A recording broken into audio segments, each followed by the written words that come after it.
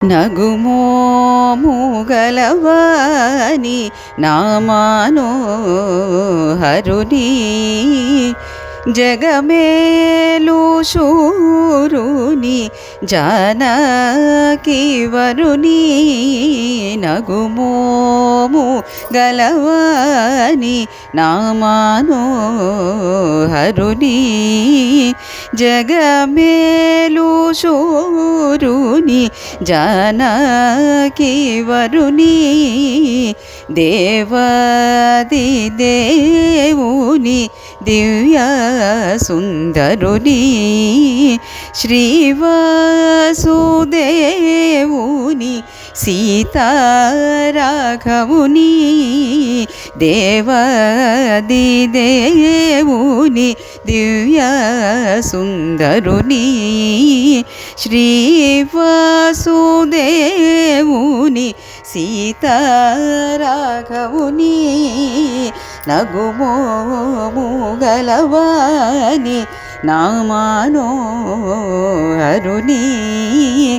జగమేలు శూరుని జానకి వరుని నగుమోము గలవాని.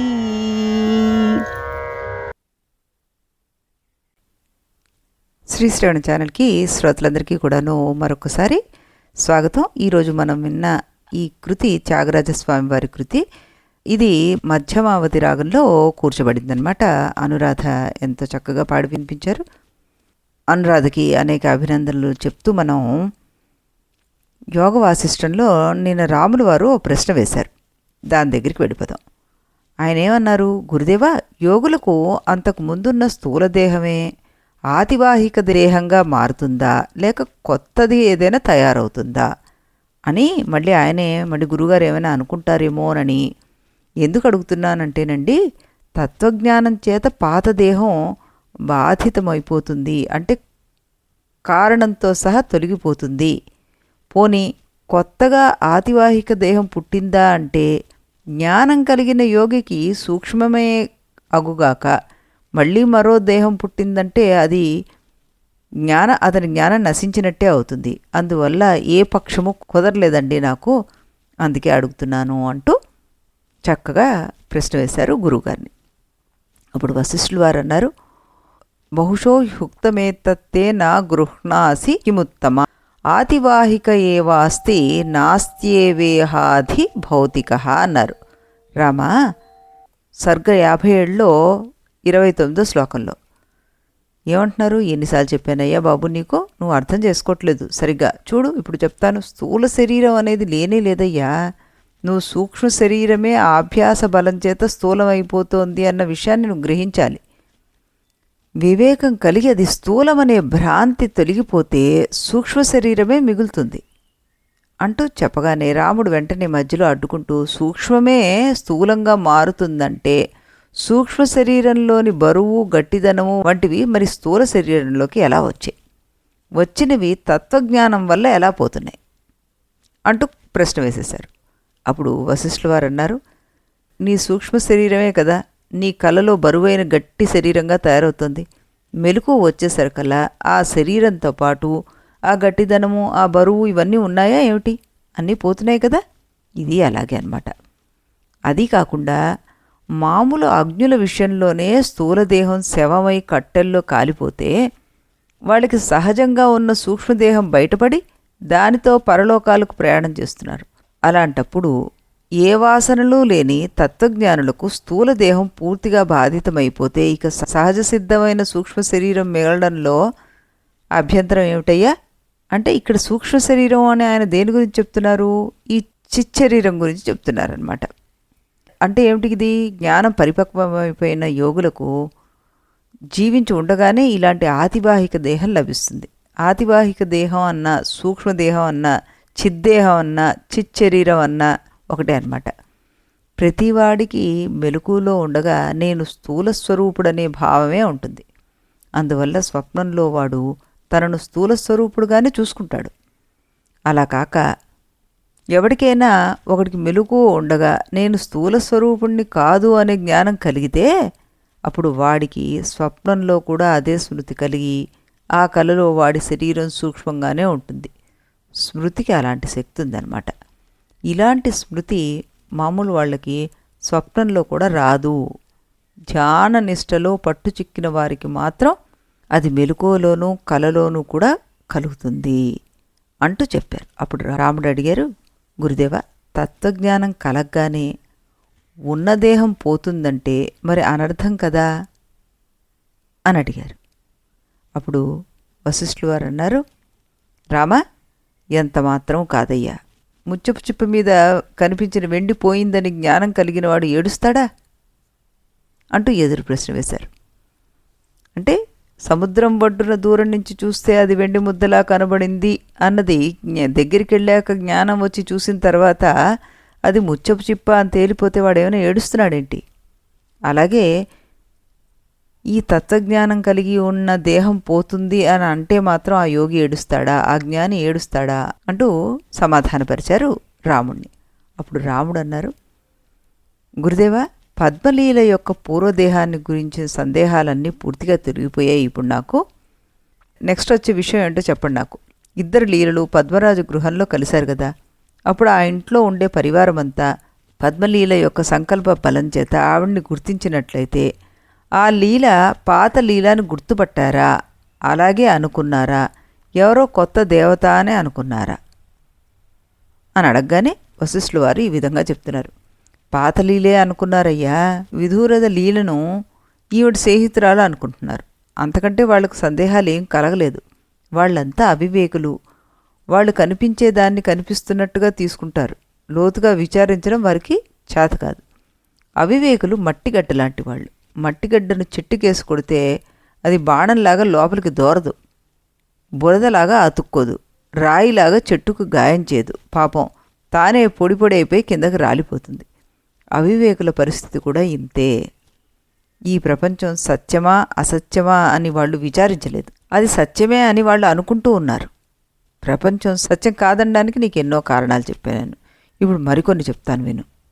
ప్రపంచం సత్యం అనుకుంటే అది చిత్తు కావాలి, అంటే జ్ఞానం కావాలి. అది విషయం అయి ఉండడానికి వీల్లేదనమాట. అది జ్ఞానమే అయి ఉండాలి సత్యం అనుకుంటే. కానీ అనుభవంలో ప్రపంచం అంతా జ్ఞానానికి విషయంగానే ఉందన్నమాట. కనుక ప్రపంచం సత్యం కావడానికి వీల్లేదు. జ్ఞానం సత్తుని, అంటే ఉనికిని విడిచిపెట్టి ఉండదు. ప్రపంచంలోని వస్తువులు అప్పుడప్పుడు సత్తుని వదిలిపెట్టి ఉండడం మనం చూస్తున్నాం. కనుక అవి జ్ఞానరూపాలు, చిద్రూపాలు కావన్నమాట. కనుక సత్యాలు కావు కాబట్టి అసత్యాలు అవుతున్నాయి. నిజంగా ఉన్న పదార్థం ఏది కూడాను జ్ఞానం వల్ల పోదు. ఈ ప్రపంచం తత్వజ్ఞానం వల్ల పోవడం యోగుల అనుభవంలో కనిపిస్తుంది. అందువల్ల అది సత్యం కాదు. రామ, ప్రసంగవశాన ఈ విషయాలు కొంచెం పెంచి చెప్పాను. ఇప్పుడు అసలు కథలోకి వెళ్ళిపోదాం మనం. ఆ విధంగా పద్మలీల, సరస్వతులు, విధూరథుడు పద్మరాజు గృహంలో చేరిన తర్వాత విధూరథ జీవుడు పద్మరాజు శరీరంలోకి దూరబోయాడు. కానీ సరస్వతీదేవి తన సంకల్పంతో అతన్ని ఆపింది. ఇంతలో పద్మలీల, ఆ ఇంట్లో నేను సమాధిలో కూర్చుని ఎంతకాలమైంది అని సరస్వతీదేవిని అడిగింది. అప్పుడు ఆవిడ పద్మలీలకు మళ్ళీ చెప్తున్నారు, పద్మలీల, నీ పాత శరీరం కథ చెప్తాను విని. ఇప్పుడు నీ భర్త శవం పక్కన నువ్వు కూర్చుని సమాధిలో ప్రవేశించి ఇప్పటికి 4 రోజులు అయిపోయింది. నీ రక్షణ కోసం ఏర్పాటైన నీ దాసీలిద్దరూ ఇప్పుడు నిద్రపోతున్నారు. నువ్వు ప్రాణవాయువును బంధించి సమాధిలో ప్రవేశించి 15 రోజులు అయ్యాక నీ ఒళ్ళు బాగా వేడెక్కి చెమటలు పట్టింది. క్రమంగా అది పక్కకి ఒరిగిపోయింది. మంత్రులంతా వచ్చి చూసేసరికి ఒళ్ళంతా చల్లబడిపోయి ప్రాణం ఎగిరిపోయింది. ఇంకా వాళ్ళంతా దుఃఖించి మహారాజోచితంగా నీకు దహన సంస్కారం చేశారు, అపరకర్మలు చేశారు. పద్మరాజు మళ్ళీ బతుకుతాడని పూర్వం ఆకాశవాణి వినిపించడం వల్ల, అతని శవంలో జీవకళ తగ్గిపోకుండా ఉండడం వల్ల మంత్రులు ఆ శవాన్ని అలాగే రక్షించుకుంటూ వస్తున్నారన్నమాట. అతనికి అపరకర్మలు కూడా చెయ్యలేదు. ఇప్పుడు నువ్వు మళ్ళీ అదే శరీరంతో అక్కడికి రావడం చూసి నువ్వు స్వర్గలోకంలోంచి వచ్చావని మీ వాళ్ళంతా అనుకుంటారు. నువ్వు మాత్రం ఇతరులు ఎవరికీ కనిపించని స్వచ్ఛమైన ఆతివాహిక దేహంతో ఉన్నావు.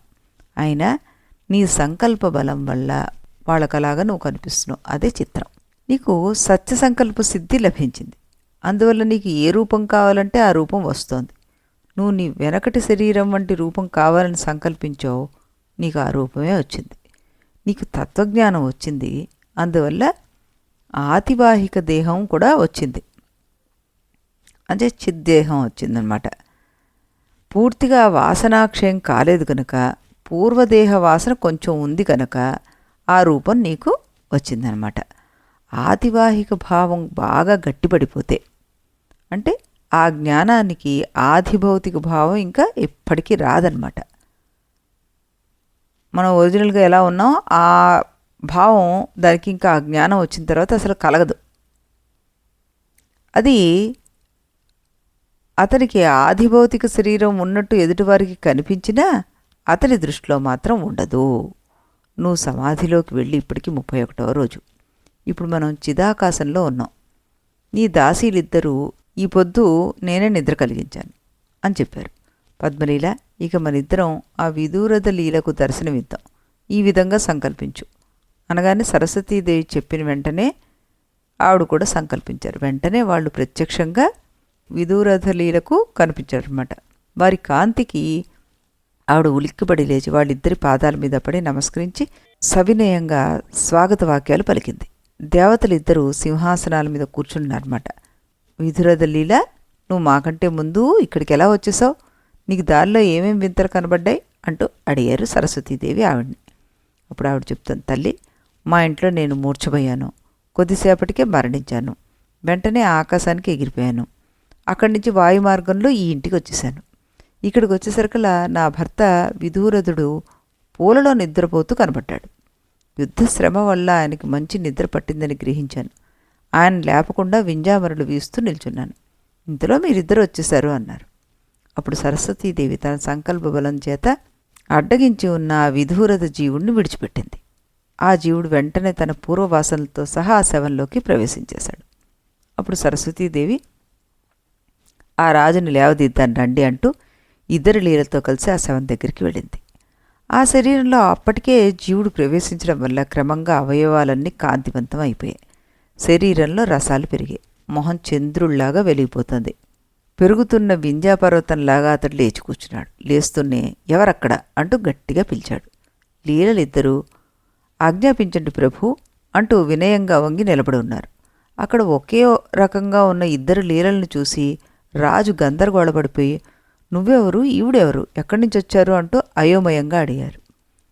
ఎవరిని అడిగాడో స్పష్టంగా తెలియకపోయినా పద్మలీల మాత్రం మాట అందేసుకుంది. ఇలా చెప్పడం మొదలుపెట్టింది. దేవా, నేను నీ మొదటి భార్యను. ఈ రెండవ లీల మీకోసం నా ప్రతిబింబంగా సంపాదించాను. ఈ సింహాసనంలో కూర్చున్న దేవి జగజ్జనని సరస్వతీదేవి. ఈ తల్లి దయవల్లనే మేమిద్దరం మరో బ్రహ్మాండం నుంచి ఇక్కడికి రాగలిగాం అని చెప్పింది. అది విన్న రాజు వెంటనే సరస్వతీదేవి పాదాల మీద పడిపోయి స్తుతించి, దేవి, నాకు పరమార్థాన్ని గ్రహించగల మేధాశక్తిని అనుగ్రహించు తల్లి, దీర్ఘాయుష్ను ఐశ్వర్యాన్ని ప్రసాదించు అన్నారు. సరస్వతీ నమస్తుభ్యాం దేవీం సర్వహితప్రదే ప్రయచ్చ వరదే మేధాం దీర్ఘమాయుర్ధానాన్ని చ అంటూ ప్రార్థించారన్నమాట. 51వ శ్లోకం 58వ సర్గలో అనమాట. అప్పుడు ఆవిడ అతని సృజించి వరాలిచ్చింది. సర్వాపద సకల దుష్కృత దృష్టయశ్చ గచ్చంతు వశమనంత సుఖాని సమ్యక్ ఆయాంతు నిత్యముదితా జనతా భవంతు రాష్ట్రే స్థిరాశ్చ విలసంతు సదైవ లక్ష్మ్యః అన్నారు ఆవిడ. సదైవ లక్ష్మ్యః అన్నారు. ఇది 53వ శ్లోకంలో. అంటే పుత్ర, నీకు ఆపదలన్నీ తొలగిపోగాక, పాపబుద్ధులు నశించుగాక, అనంత సుఖాలు కలుగ్గాక, మీ ప్రజలు సుఖింతురుగాక, నీ రాజ్యంలో లక్ష్మి స్థిరంగా ఉండుగాక అంటూ సరస్వతీదేవి ఆశీర్వదించి అక్కడి నుంచి అంతర్ధానం అయిపోయింది. ఇంతలో పూర్తిగా తెల్లవారిపోయింది. జనమంతా మేల్కొన్నారు. అంతఃపుర స్త్రీలంతా పద్మలీల పరలోకం వెళ్ళి తిరిగి వచ్చిందని, చచ్చి మళ్లీ పుట్టిందని భావించి ఆవిడ్ని ఆనందంగా కౌగిలించుకున్నారు. పద్మలీల యోగశక్తులు కలదని, ఆమె తన యోగశక్తితోటి భర్తను బ్రతికించుకుందని, తన భర్తకు రెండవ భార్యగా మరో లీలను కూడా స్వర్గం నుంచి తెచ్చిందని పురజనులు రకరకాలుగా కథలుగా చెప్పేసుకుంటున్నారు. మళ్ళీ పుట్టిన పద్మరాజుకి అంతా అయోమయంగా ఉంది. కానీ పక్కనున్న వారి వల్ల విషయాలు అర్థం చేసుకుని తాను చచ్చి బతికినందుకు సంతోషించి పాప పరిహారార్థం స్నానాలు చేశాడు. మంత్రులు, సామంతులు, పౌరులు ఎక్కడి వారు అక్కడ బిలబిలా పోగైపోయారు. అక్కడికి రాణుల మహత్తును, అదృష్టాన్ని చూసి ఆనందపడిపోయారు. చచ్చి బతికిన మహారాజును చూసి మళ్లీ పటాభిషేకం చేశారు. క్రమంగా ఇద్దరు లీలల సాంగత్యంలో మహారాజు జీవన్ముక్తుడయ్యాడు. ఈ ముగ్గురు కూడాను జీవన్ముక్తులు ఏకాంతంలో ఆత్మతత్వ చర్చలు చేసుకుంటూ శేష జీవితాన్ని గడిపారు. బహిరంగ జీవితంలో రాజు 80,000 సంవత్సరాలు లోకోత్తరంగా రాజ్యపాలన చేశాడు. చివరికి వాళ్ళు కైవల్యాన్ని పొందారు. ఇప్పుడు ఈ లీలోపాఖ్యాన కథ విశ్లేషణ ఏంటి? మనకి పూర్తిగా అయిపోయింది కదా. దీని విశ్లేషణ ఏంటి అంటే, ఈ కథలో పాత్రల తీరు ఎలా ఉందో మొదట మనం గమనిద్దాం. ఈ కథ ఇద్దరు పాత్రలతో ప్రారంభమైంది. వారే లీల, పద్ముడు. కథ మొదట్లో వీరిద్దరికి స్థూల దేహాలు ఉన్నాయి. కథ చివరికి వారు ముగ్గురయ్యారు. పద్ముడు, పద్మలీల, విదూరథలీల. వీరిలో పద్ముడిది స్థూలదేహము, విదూరథది జీవన్ముక్త దేహము, ఇది వాసనామయం. పద్మలీలది చిద్దేహం. ఇక ఇంకొకటి ఏమిటి, ఇందులో అంతఃపుర జనం దృష్టిలో పద్మలీల స్వర్గానికి వెళ్ళి మళ్ళీ తిరిగి వచ్చింది. వచ్చేటప్పుడు తనలాగే ఉన్న మరో అమ్మాయిని తెచ్చి తన భర్తకి భార్యగా బహుకరించింది. ఈ లీలలిద్దరూ ఒకరికొకరు మంచి స్నేహితులు. పద్ముడి దృష్టిలో విదూరథ లీల తనకు భోగపత్ని, పద్మలీల తనకు పాత భార్య. కానీ ఇప్పుడు యోగిని ఆవిడ. విదూరథ లీల దృష్టిలో ఇదంతా మిథ్యే. కానీ ఆమెకి కొద్దిగా సంస్కార శేషం ఉంది. అందువల్ల భర్తకు అనుకూలంగా ఉండాలనే కోరిక ఉంది. పద్మ లోకంలోకి వచ్చాక ఆవిడకి ఇంకా వేరే కోరికలంటూ లేవు. ఇది ఈ పాత్రల పరిస్థితి. మరో దృష్టితో కూడా పై పాత్రలను పరిశీలించాలి మనం. ఎలా? విదూరథ లీల దృష్టిలో తనకు స్థూల శరీరం ఉంది. పద్ముడు, ప్రజలు కూడా ఆ దృష్టితోనే చూస్తున్నారు. పద్ముడి దృష్టిలోనూ ప్రజల దృష్టిలోనూ పద్మలీలకు కూడా స్థూల శరీరం ఉంది. కానీ వారి దృష్టిలో ఆవిడ ఒక యోగిని కనుక ఆ స్థాయి వేరు. యోగిని కనుక మరో భార్యను తెచ్చి తన భర్తకు అప్పచెప్పింది. ఇది వాళ్ళ దృష్టి. ఇక పద్మలీల దృష్టిలోకి వస్తే తనకే కాదు ఎవరికీ కూడా శరీరం లేదు, అసలు ప్రపంచమే లేదు. ఈ విదూరథ లీల దృష్టిలో కూడా పద్మలీలకు శరీరం లేనేలేదు. తనకు ఆభాస రూపమైన శరీరం ఉంది. ఈ ప్రపంచమే ఆభాస రూపం. ఇది ఆవిడ దృష్టి. ఈ పాత్రల సన్నివేశాన్ని మనసులో పెట్టుకుని ఇక కథను మనం విశ్లేషించాలన్నమాట. ఒక జన్మ తర్వాత మరో జన్మ వస్తుంది అని సామాన్యంగా అందరూ నమ్ముతూ ఉంటారు. ఈ విశ్లేషణ ఎలా ఉంటుంది అన్నది, దీన్ని ఎలా మనం అర్థం చేసుకోవాలి, ఈ విశ్లేషణ ఎలా ఉంటుందన్నది రేపటి కథలో రాములు వారి కీర్తన విన్న తర్వాత దాన్ని ఎలా అర్థం చేసుకోవాలో చూద్దాం. అంతవరకు సెలవు.